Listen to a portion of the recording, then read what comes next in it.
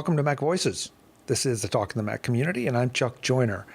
Folks, there's some people we talk to a lot on the Mac jury, but we just never seem to get together enough with them in person, and this is one of those times. We haven't talked to Jeff Gamet one-on-one for a long time, so here he is, the man who loves coffee and hates pants, Mr. Jeff Gamet of the Mac Observer. Jeff, it's great to have you. I think that's the best introduction I've had in a really long time. That is awesome. You may use that at any time if you like. I should put it on my business cards. Yeah, there you go. But I thought about, I'm always trying to solve people's problems, Jeff, and I thought maybe we could solve yours for Macworld. Forget pants. Forget the pants. Get a kilt. You are not the first person that has suggested that. Right? Well, you would definitely be the only guy who could say, I went to Macworld and wore no pants.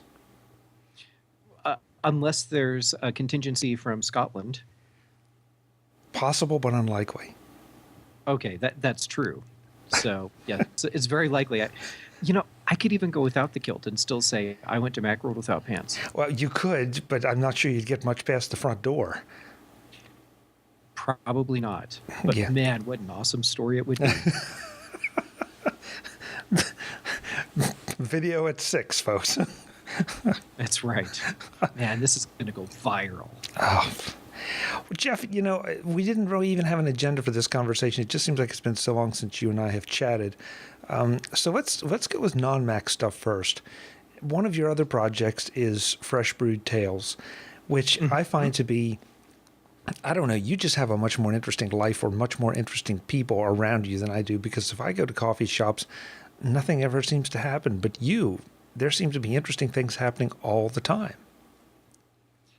I bet if we hung out at a coffee shop together, okay, first it would be fun. But second, I bet we would see weird stuff happening. What I think the big difference is that I'm actually always watching for the weird stuff. So I tend to see it more. And most people, when they go to the coffee shop, they're thinking about what they're going to drink. And if there was someone else, what the conversation is going to be. And when I'm there, I'm looking around just watching people because it's something I enjoy doing. And I pick up on the little things that they're saying and doing. And so it ends up on Fresh Brew Tales. Okay, well, that's fair. I guess if you're a more active observer, you are going to see strange things. That almost leads to the conclusion that strange things are happening everywhere around us and we're just not paying attention. I have a feeling that's pretty accurate. And okay, there's a lot of strange things that happen. And over time, we become desensitized, or no, I think desensitized is good. And apparently, I'm still sensitized. All right, I'll put that on my business cards too. Yeah, please do. So keeping in mind that we do try to keep this in the realm of PG, what are some of the most interesting things you've seen recently that have made Fresh Brewed Tales? Again, PG. Okay. All right. So one of the things that happened this would have been just a couple months ago. So it would have been late summer. I was in Starbucks. I went to pay for my drink, and I pull up my iPhone, and I use the Starbucks app. And it brings up my little barcode so they can scan it. And the woman behind me is just getting really vocal about how ridiculous it is that I'm using my iPhone for this and that I'm very low technology, and it's just ridiculous that I would use my phone to buy a drink. And then she says, "Haven't you ever heard of cash?" And so I just kind of gave her a look. I was like, okay, wow, I'll just get my drink and move on. And so that would have just been the end of that. But she ensured herself a place on Fresh Brewed Tales by ordering her drink as I step away and then pulling out a credit card and paying with that. And saw no inconsistency at all. None at all. And unfortunately, I couldn't get a picture of her, so I had to draw her, which sometimes I can't get photos. And that's why you see a mixture of drawings and photographs on the site. And so Okay, so here's another one for you. This was a couple weeks ago, and I was sitting at the table near the back of the coffee shop, so closer to the Starbucks restrooms. And I realize that there's this couple, and they're clearly probably in their 50s. Okay, that's stupid. I said clearly and probably. It's you can't be both. So we'll say they were probably in their 50s, early 50s, and appeared to be people that had been around long enough to understand the concept of indoor plumbing and public restrooms. And the guy who appeared to be her husband, so I'll call them husband and wife just because it's easier. He's lecturing her on what a public restroom is, what indoor plumbing is, how you use the toilet, that there's a sink there, and you're going to use that to wash your hands. And she's looking at him. I'm going to take us to the edge of our PG rating. And this is how I described it in this post. She looked at him as if he had a penis growing from his forehead. And did I take us past our PG rating there? No, I think that's an anatomically correct state reference to body parts, so I think that'll pass muster. Okay. So anyhow, she's giving him this look, and he's just going on, and he's clearly being totally serious. And she's fed up with him. And finally, she says something like, "Just stop," and then wanders off to the restrooms. But just the whole exchange that they had between them about she needed to use a restroom, and he felt compelled for whatever reason to explain to her what one is and how you use one, and right there in the middle of the coffee shop. And I just am at a loss as to why people think when they're in the middle of a public area that their conversation is completely private and there's no one else around that can hear. People should know by now. I'm in the coffee shop. I'm listening. That may be what we really need to do here is warn people that if they're going to be in a coffee shop, there's a better than average chance you'll be there to document their activities. Very likely. and I am more than happy to do so. As we all know.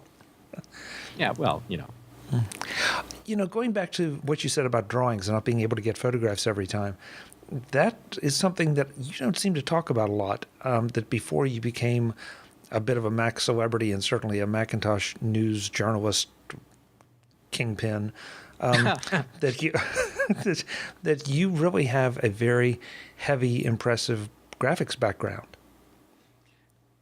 Sure, but I need bigger business cards now because now I have to add kingpin. There you go. To my card. I'm going to have to use both sides. So yeah, before I got into writing full time, I had started my own consulting business because I had spent several years in printing and pre-press, and part of my job was to go out to all of the print shop's clients and serve as a consultant, a graphic design consultant. And I was working 2 jobs and still barely getting by. And it occurred to me that these people were paying lots of money for me to come out and consult, and they just weren't giving the money to me. So I took all of that graphic design and print and pre-press knowledge that I had and tossed it into my own company. And so I spent a long time having to design things that needed to go on press and then fix things that other people designed so they could go on press. And then I turned that into a consulting business and did that all the way up until I really got heavily into writing all the time. And that's why you have 2 Learjets parked outside of your house.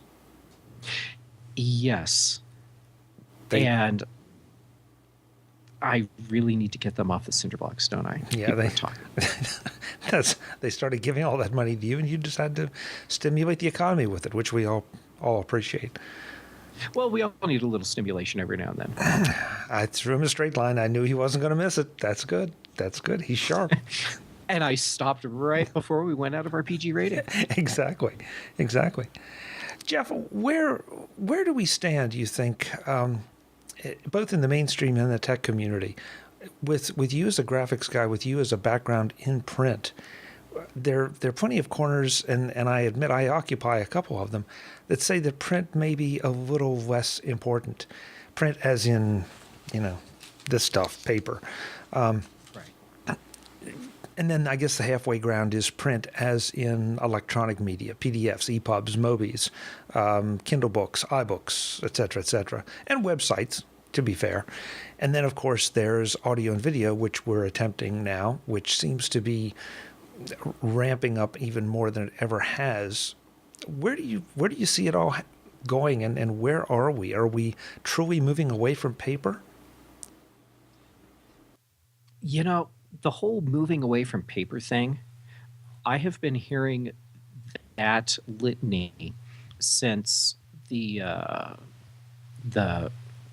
really early 90s, but then heavily from the mid and late 90s on, and over the years, and I'm still seeing it, is that traditional print is so not dead at all. And people forget that media distribution is an always evolving market. And so it's always changing, and the way we're going to deliver that media to people will always be changing. But there are certain things that once we had a hold of a type of technology, we haven't let it go, and we won't. And the big thing really is when Gutenberg gave us the printing press, and that gave us a tool that made it so much easier and so much more economical to distribute information. That's not going to change. It is still amazingly economical in many cases to distribute information via traditional print. And the big change that I'm seeing there isn't so much that we're going away from ink on paper per se. What we're going away from in certain markets is the traditional ink goes onto the rollers and then onto the plates and then onto the paper, and going to a digital process where everything leading up to the actual production of the finished sheet of paper is done the way it's always been. But instead of going on a printing press with metal plates, we're going to I'll simplify it, glorified color laser printers. And so a lot of that traditional printing is happening that way now. And along with that, we have all these other avenues of media distribution. So we have excuse me, our ebooks that are going to our Kindles and our iPads. We have our websites, and part of that whole system also includes audio and video, and so it all fits together. It's just how it fits together and how we use each of those elements. So when someone tells you print is dead, they are reciting something that they have heard for years, most likely. And they're not someone that's actually closely watching what the traditional print industry is doing. That market is always changing. It's not as big as it used to be, but it's certainly not going away. Okay. When you wrap up with a comment like that, I can't argue too much. The idea that it's not going away, no, I think it's going to be a long time before it goes away. But speaking personally, I know that I actively don't buy books anymore. I buy ebooks. I don't have a subscription to a single magazine, which came to my attention recently and sort of surprised me, that I either get them delivered online or I read the websites. I look around. I've got an iPad Mini. I've got a Kindle Paperwhite. I've got Macs galore. This is where and how I consume things that I used to, even if you take audio and video out, that I used to rely on paper for. And I see things happening at work that more and more we're trading documents via PDF and email, and other means, as opposed to the paper documents we used to use. So I think you're right. I think it's not going away, but it's shrinking and it's evolving very quickly. Oh, yes. And it's evolving far quicker now than it did, say, 10 years ago. But yeah, a lot of the traditional print media things that we both used to get by going to newsstands or through going to our mailbox and picking up our monthly magazine subscriptions. We're doing a lot of that stuff electronically now. And that makes sense because it's a much more economical way to distribute that content. And in many cases, it means we will get information that's far more timely. And to me, see, that's one of the big reasons why we've seen so much of a change in the print news industry, because we have we have newspapers and we have magazines, and if you look at, okay, I'm going to use Macworld magazine as an example because it's a magazine we're all so familiar with, and it's one of the keystone publications in the Apple community. If you think about, or if you look back at the magazine from say 12 years ago, we had something that was like this thick, and if you look at it now, it's about this thick. And it's not just Macworld where you're seeing that, but it's across the board in the periodical market. And the reason I think really we're seeing that smaller magazine size and smaller overall print distribution is because we get information so much faster now. And so those print publications in many cases are now a supplement to the daily news that they're giving to us, which is why I think we have such a huge market and so much room for all of the different Apple and Mac related news websites and blogs. And I would agree. And it's funny you're reading my notes because the next thing in this conversation is the speed of things. That now, much of the time, the things that used to be, the news that used to be delivered by magazines and newspapers for that matter, and Macworld's a great example. You know, you pick up their news magazine. Excuse me, you pick up their magazine now, and it tends to focus more on the hard copy on product reviews, maybe overviews of an event, but not really the details. Because by the time it gets to you in print, those are really truly old news. Things like product reviews Sure. and that kind of analysis that doesn't go out of style so quick. Right. Yeah, and for most of these magazines, you're looking at like a 6-week lead time before they're actually printed, and that's just the nature of how that part of the industry works. So, yeah, the print magazines that have been able to survive over the past few years are the ones that are smart, like Macworld. So thank you, Jason Snell, for having the foresight to be able to see where the market is going, and taking the print version of Macworld and turning it into exactly what you said. It's something that you can use more as a reference, a printed reference for information that isn't going to go stale as quickly. So the product reviews, the big events that like the product announcements, things like that, where people in many cases want to have something that they can put in their hands and refer to, as opposed to getting the more transient news that we get from the websites and might be gone in a couple days. Okay, now let's flip it around. We're talking about the speed and convenience and all that. Do you see dangers with this kind of speed? The rush we see to get things out, to be the first to get it out, and sometimes the stories are not properly curated, they're not properly fact-checked. We're constantly on my shows saying, folks, take everything with a grain of salt. Take a look at who wrote it and when it came out. Are you familiar with them? Are they credible? And you're in this business, Jeff, because you do all the morning stuff for the Mac Observer. So you kind of have to decide what's credible, how much of whatever comes into your hands you release, and when you release it. It's a big problem. It's as if you were reading my notes now.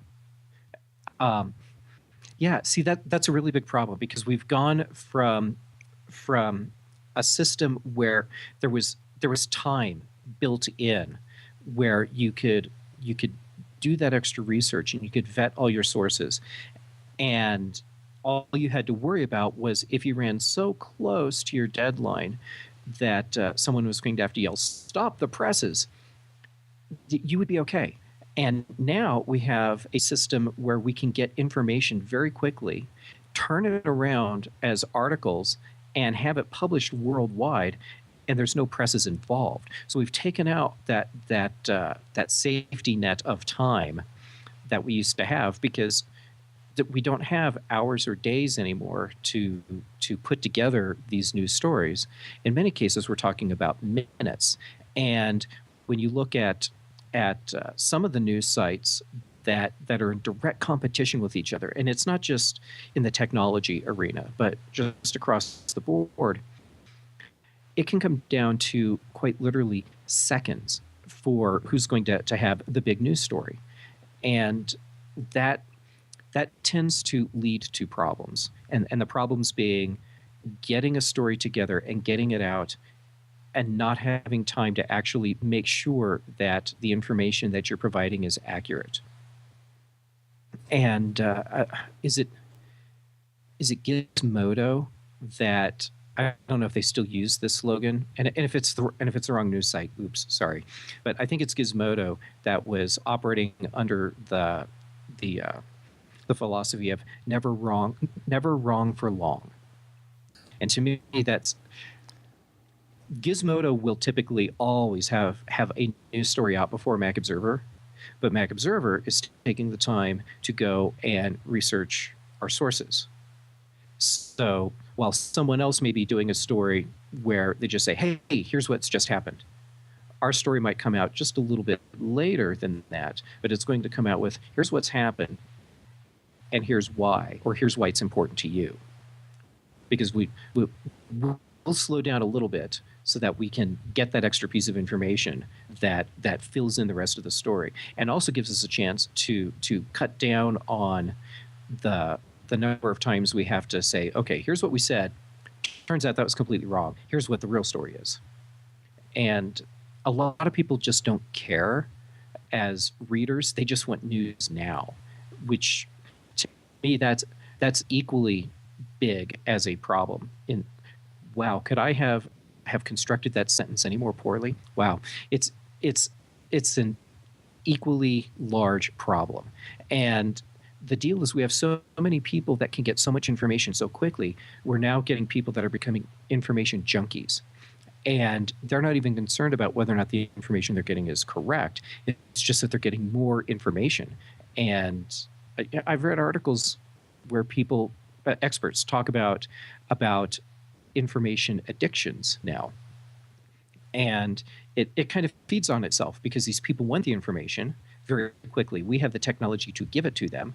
And if we give it to them quickly, then that means they're looking at our websites, which drives up ad revenue, which puts our paychecks in the bank for us. And so we kind of have this enabler relationship that goes both ways. It's an interesting problem.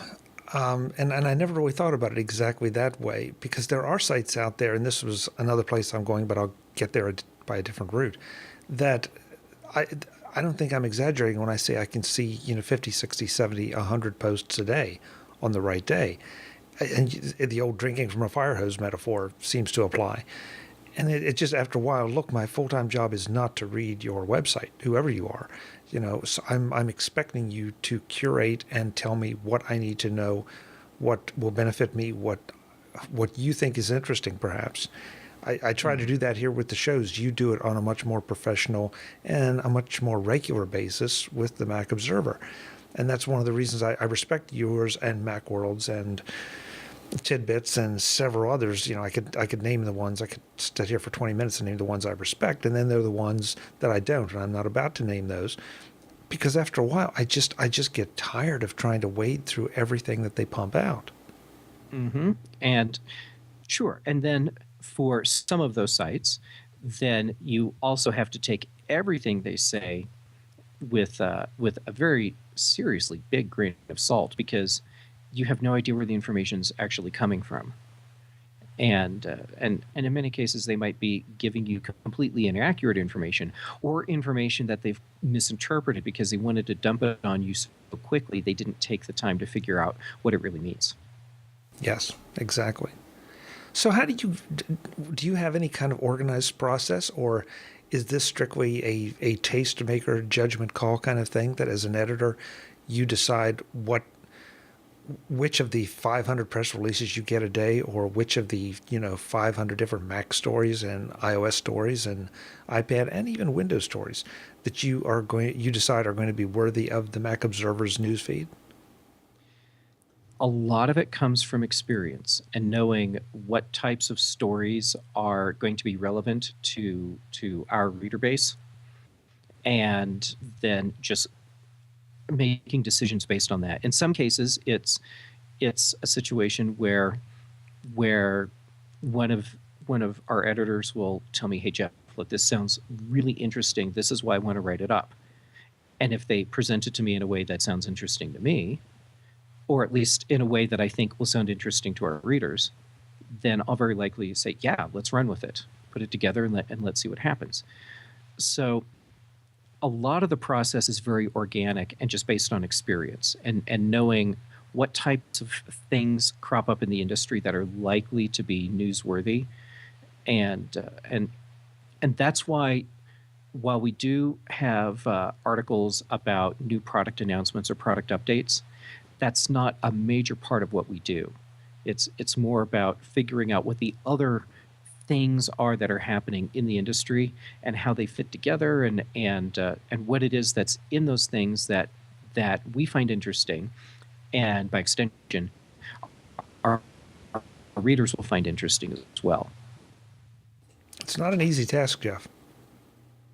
No, but it's easier for me because, well, I've been doing this for a while, so I have a pretty good feel for what people are going to want to know about. And then in the afternoons, we have Brian Chaffin, who's brilliant, and he's totally on top of what people are going to be interested in.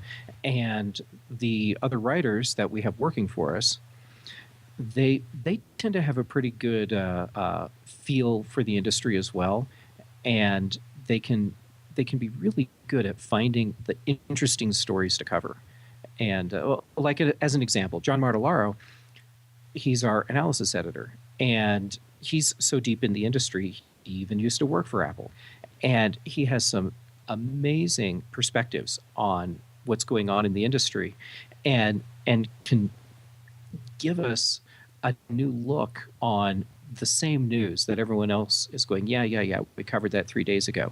And then John takes a crack at it, and we all sit back and go, wow, never thought about it that way. Very interesting. So I guess what I'm really saying is, wow, I'm really spoiled to have so many awesome people to work with. You should be. And it's very difficult in my position to say the Mac Observer has the best crew, because I respect the Mac Observer. I respect Macworld, Tidbits, several other sites. It's almost amazing the quality of people in the Mac technology industry.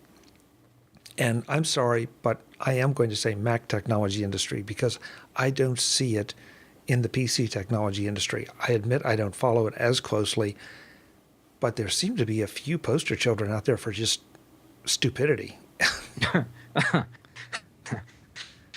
Well, okay, part of the difference that I see between the journalists and bloggers that are covering Apple and the Mac industry versus some of the journalists and bloggers that are covering the Windows and PC industry is the passion. And a lot of us, I mean, we were there through the really bad years when Apple was the underdog, and we were every week seeing new rumors about which company was going to buy Apple and just liquidate the company, and we've never had that on the Windows side. So I don't think, because of that, I don't think we have as many journalists bloggers on the Windows side with that same level of this industry. And because it's a much larger market overall, because let's face it, Windows is the dominant operating system, there's a lot more opportunities for hacks to get involved, and people that will present their ideas or their message as journalism, but in fact are people that are paid by companies to promote something. And I won't toss any names out there because hey, we're both gentlemen here. Absolutely, and I don't want to. In some ways, I feel bad about doing it, but I also do think you call a spade a spade. I'm not saying there aren't some of those in our side of the tech industry as well, and I'm not Sure. going to throw any of those. But just percentage-wise, it just seems to be a lot less. But Jeff, if that's the case, if you think that's why, then does that mean that the allegations or risks of bias in the Mac technology are maybe a bit more real? That maybe we see things a little more through rose-colored glasses, or might root for the people we talk about a little more? No. I think the likelihood of having the rose-colored view of the industry is something that any one of us can fall victim to. And it doesn't matter. When I say any one of us, I'm not talking about just those of us that are covering the Apple news world, but the technology world as a whole. It's just a temptation that's there. And we all have our biases. And any of us that say, no, I'm completely unbiased, they're either delusional or lying. It's human nature. That's just something we have to deal with. The thing is that there are a lot of us in this industry, technology as a whole, that I think are very aware of what our own biases are, so that we can keep those in check when we're writing. And when we decide we don't want to keep those in check, great, now we'll write an editorial. And I think that's just something that's equally possible across the board. It's not something that's more likely to be happening in the Mac community, at least anymore. There was a time when we were the cheerleaders, and not just those of us who were writing, but all the end users, because we were the underdogs, and we were using the computers that looking at and couldn't understand why in the world we would use that crappy 1% of the market share Mac, even less than 1% of the market share at the time. And so it's a problem across the board, but I think it's a problem that many of us are able to accept and work with, and avoid letting it temper what we write. You're very eloquent with that, and I agree with it. The only place that I have to provide a little commentary is that when it comes to editorializing, I think the Mac side editorials are a bit more heartfelt and maybe a bit less link bait, because on the other side, my perception, and again, nobody can read everything, but some of the biggest names really do pen columns that are just designed to grab you and pull you in and get you to load the page. That they take untenable, undefensible positions on things. Just whack the beehive and see how many bees fly out. I wonder why it is that we see that, or at least why we have that perception. And I wonder if it's because the Windows market overall is much larger. Therefore, there's a larger community of people that are writing about that segment of the market, and they have to fight a lot harder for our eyes. And so maybe that's playing into some of the articles that are more sensationalized and feel more like link bait.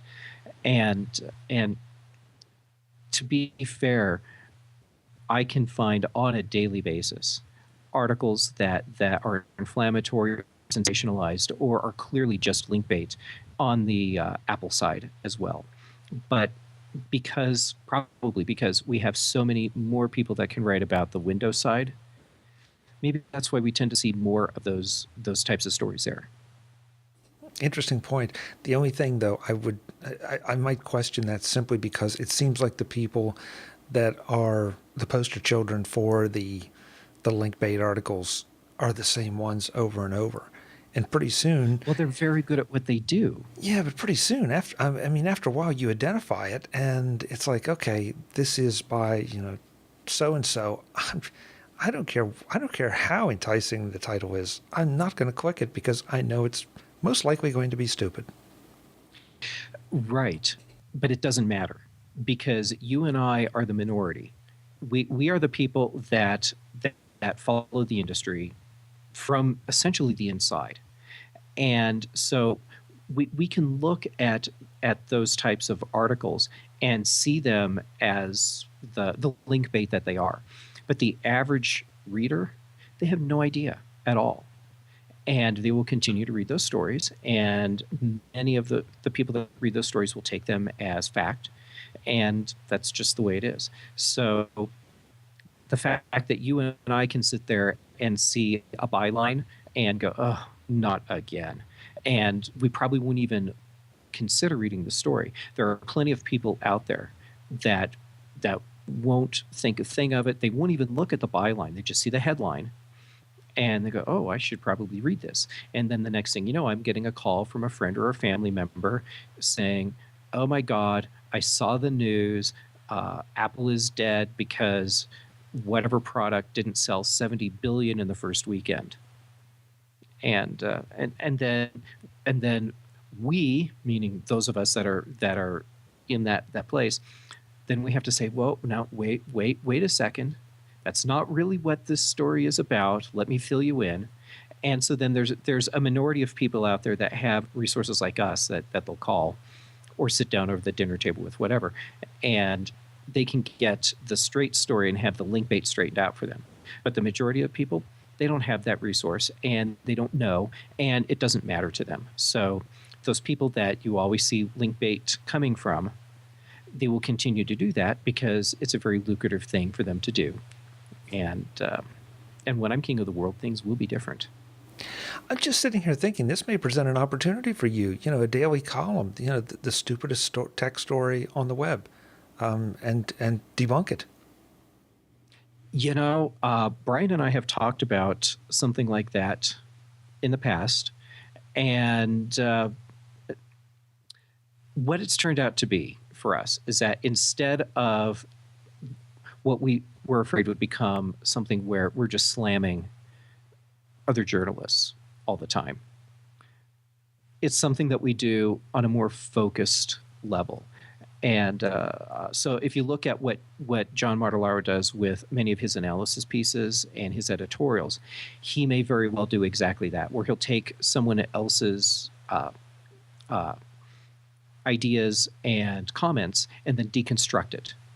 Or Brian does the death knell, the Apple death knell. So every time someone comes out with an article about how Apple is doomed, Brian will look at it and he will deconstruct it. And he's actually really good about doing it fairly, even though there's editorializing involved. Because if they have like 5 points and 4 of them are completely off, but one of them is plausible, Brian will give them credit for the plausible point. And so between John and Brian doing their commentary, I think we've got that covered in a way where we're not going to look like we're just slamming other writers. And I certainly don't want us to be in a position where it looks like we're trying to create link bait. Oh, that's a good point. I think your professionalism is showing, Jeff. Oh, am I wiping it off? Yeah. We could go on for hours, but there's one last point I'd like to touch on from a publisher standpoint and a news website publisher standpoint, and that's social media. It's such a buzzword. I mean, I think we're all starting to get tired of hearing about social media this, social media that, but it really is a reality in the world today. It's a reality for anyone in business, anyone who is in journalism, probably anyone that's in just about anything. If you think it's not, folks, I think you've missed the point. What do you do at the Mac Observer to to leverage social media, or do you think it's not quite there yet, not quite as important because of the audience you typically appeal to? All right, I'm going to start off with a story. This is what happened to me yesterday with social media. I was sitting down, I had my iPad in front of me, and I was doing something, and I can't even remember what it was. It doesn't matter. But I was doing something, and I thought, this would be an awesome thing to note on that one social media site. Crap. What's that social media site called?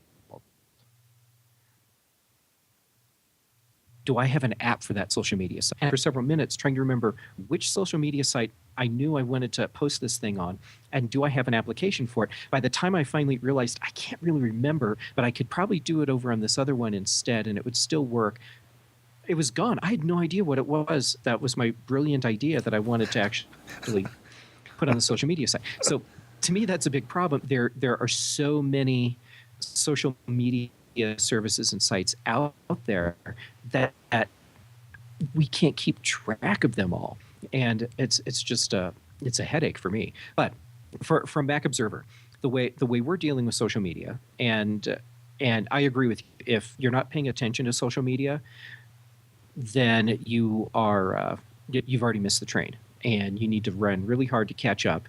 And it's still a relatively new thing, and it's going through all kinds of major changes all the time.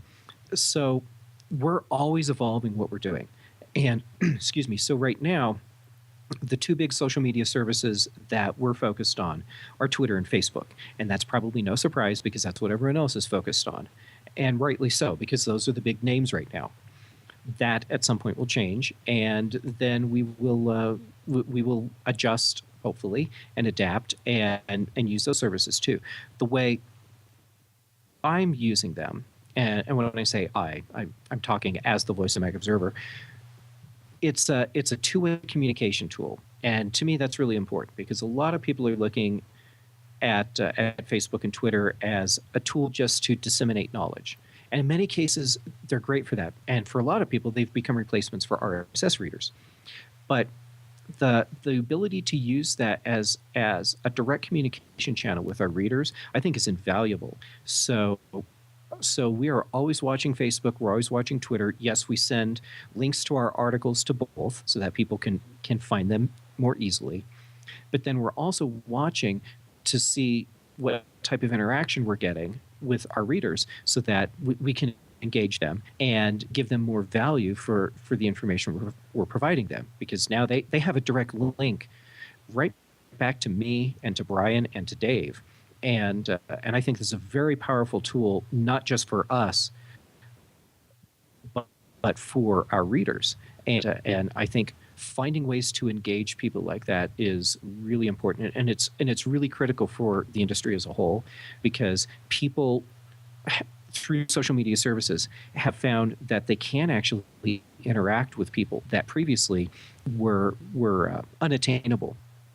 And while I think about all of the readers and podcast listeners that follow me, that I interact with all the time, that's so cool. That's something I never would have been able to do before. And for them, it's so cool. It's something they never would have been able to do before. But then if you look at it on a bigger scale, you have people like Will Wheaton, who has this amazing career now that is due in part to the whole social networking thing, because he's now approachable through avenues that weren't there before, and he interacts with his followers. And that's a very big and very powerful thing. And it doesn't matter if it's Facebook or if it's Twitter or if Pinterest becomes the next huge thing, or it doesn't matter. Whatever services come along, there will always be, I think from this point forward, a service that is the avenue that everyone's using to be closer and to be able to communicate more easily. And those are very powerful tools that we all need to pay attention to. I agree completely. I think that listeners to this show, viewers to this show, readers of the Mac Observer, are really missing a point if you aren't taking the time to interact, whether it's through the social networks, whether it's on the message boards, on the Mac Observer, or on my sites. You know, there was a time I think that a byline was a byline. They were people you didn't know much about, or if you did, it was very limited. Now you can get to know people on an almost personal basis. You know a lot more about them. And I think that influences who you pay attention to and how much credibility they have. And so, and certainly for you, I mean, yeah, it's fantastic to get that kind of immediate feedback as to what people want, don't like, don't like. It has a direct effect on what you decide to put on the Mac Observer. It does. And I don't want this to sound callous or like it's a form of manipulation, but I think what it is actually just human nature. I think that people that I'm interacting with, or that you're interacting with through Facebook or Twitter or whatever the social service is, these are people that will become more loyal as readers or viewers or listeners. And I say that not as, hey, this is a tool we can use to manipulate our audiences, but more as this is a tool that allows us to be more personal and more approachable.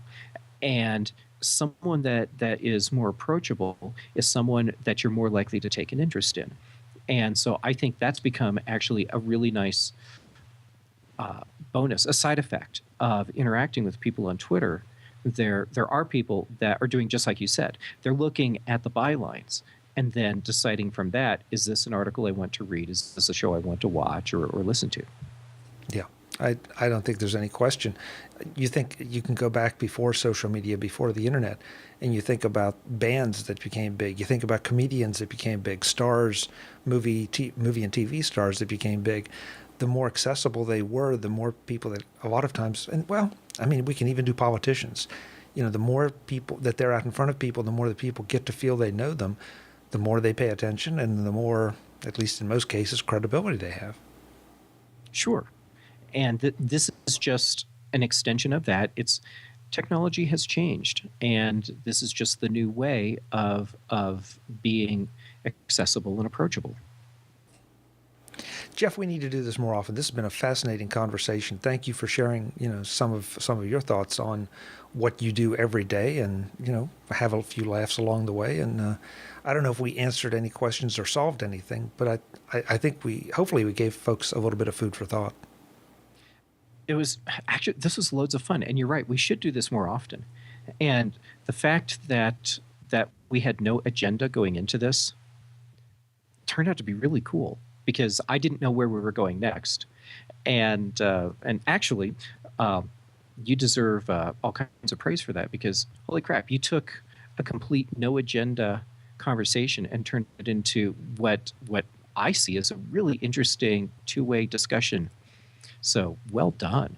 Well, thank you. Thank you. It helps when you have good material and good guests to work with. So the feeling is mutual. Yeah, we should do this more often. Okay. We'll put it on the calendar. Awesome. All right. Folks, that's Jeff Gamet. He is of the Mac Observer. He is of Fresh Brewed Tales. I'll have links in the show notes to both.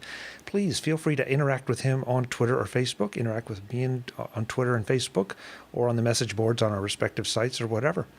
Jeff, thanks again. We'll do it again soon. Awesome. And thank you for having me on. This is a blast. Folks, one small technical note. During this interview, our Skype video has been jumping around. Our Skype audio has been a little bit shaky in places. I am not going to, this was such a great conversation. I'm not going to do too much because I don't want to lose any of it. So please bear with us. It was just one of those things that Skype didn't like us today. But hopefully you'll suffer through some of the mistimed audio and video and still get the content that we want you to have. Just pretend like we were screwing with you, and every now and then we just stop our head and make you think that the video had frozen. Okay, that's a new troubleshooting tip from Jeff Gamet. That's good, Jeff. I never thought of that. Until the next time, I'm Chuck Joyner. Mac Voices is the talk of the Mac community. Thanks for listening.